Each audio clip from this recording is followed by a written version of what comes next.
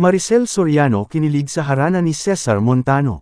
Cesar Montano pala ang paboritong asawa ni Maricel Soriano. Imagine, sa dinami-rami ng nakapartner o naging asawa niya sa harap ng kamera, si Cesar pala ang pinakabet niya sa lahat.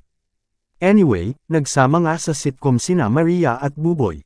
At sa content ni Maricel, makikita sa simula na nainip siya dahil late na si Cesar.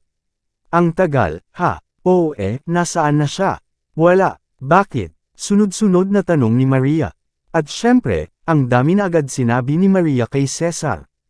Pero, noong dumating na si Cesar, wala silang ginawa kundi ang magyakapan, magbeso-beso.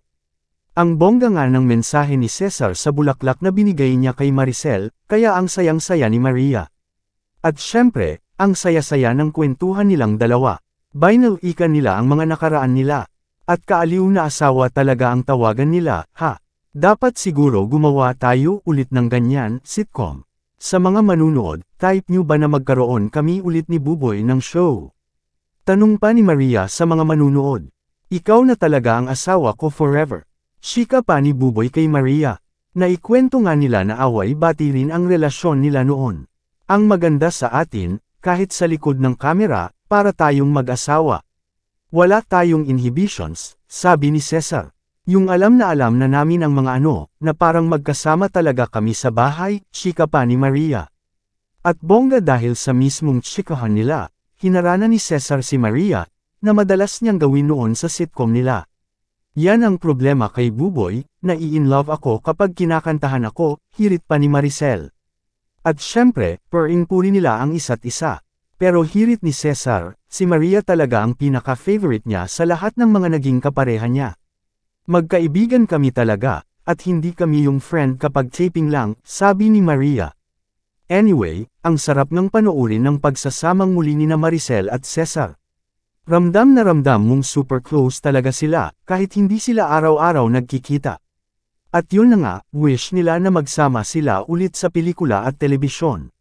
Sitcom na susundan natin ng pelikula, sabi nilang dalawa. At oo nga pala, may part 2 pa raw ang tsikahan nila, na kung saan ay ipagluluto naman ni Cesar si Maricel sa mismong bahay ng aktor. Naikwento nga nila na away-bati rin ang relasyon nila noon. Ang maganda sa atin, kahit sa likod ng kamera, para tayong mag-asawa. Wala tayong inhibitions, sabi ni Cesar. Yung alam na namin ang mga na parang magkasama talaga kami sa bahay, chika pa ni Maria. At bongga dahil sa mismong chikahan nila, hinarana ni Cesar si Maria, na madalas niyang gawin noon sa sitcom nila.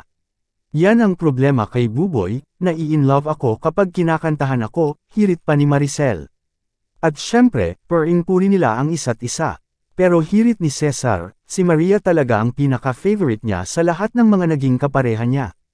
Magkaibigan kami talaga, at hindi kami yung friend kapag taping lang, sabi ni Maria. Anyway, ang sarap ng panoorin ng pagsasamang muli ni Maricel at Cesar. Ramdam na ramdam mong super close talaga sila, kahit hindi sila araw-araw nagkikita. At yun na nga, wish nila na magsama sila ulit sa pelikula at telebisyon. Sitcom na susundan natin ng pelikula, sabi nilang dalawa. At oo nga pala, may part 2 pa raw ang tsikahan nila, na kung saan ay ipagluluto naman ni Cesar si Maricel sa mismong bahay ng aktor. Mr. Kasag pa here. E-subscribe muna yan for more news updates.